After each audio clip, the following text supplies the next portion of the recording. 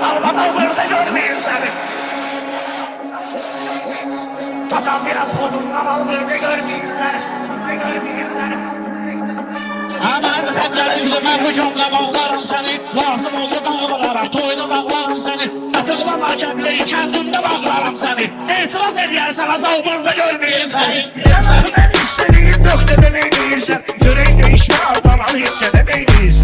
Herkes senin öz yeri var, sen de değilsen. Tek şu odun sıkmamız altında görmeyeyim seni. Lazım olsa Nasıl yaranma doğrudan birinci. Baştan utansın atlaman birinci, sen birinci. Bazı şey gülgelice nakşeren birinci. Dalsa cevapsız bu sual burada görmeyeyim seni.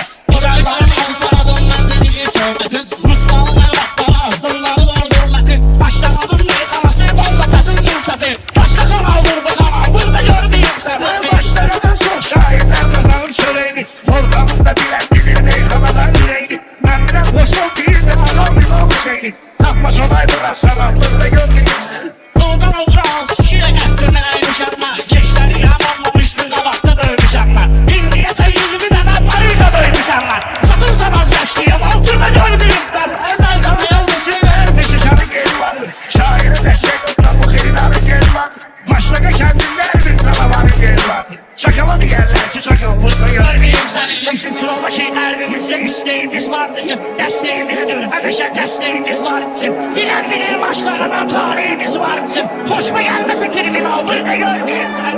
Orhan millet tanıyor Orhan Mesut Sağlıcı. Onun kimleri gelen düşleri ifade edin. Taşlara da hattı benim, taşlara bazaladı.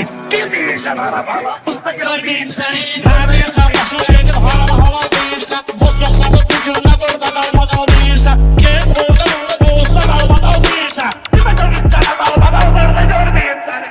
Eline karnına göğsüyle bir yandan. Yanıklarına kesiyle bir yandan. Dalmadan olsa da kızıl sözüyle bir yandan. Sen de nasıl imperial burada görmeyeyim seni. Verme köyleşine beni hepsi bağlı değil gibi. Sözüm rasmelinde yarar lazım var eline. Söz diyen değerli nasıl vurur sanki çiğnime. Adam biraz kodundan al burada görmeyeyim seni. Danış bir insan söyle bizlerle danışma. Masrama lazım olursa sözlerinden atışma.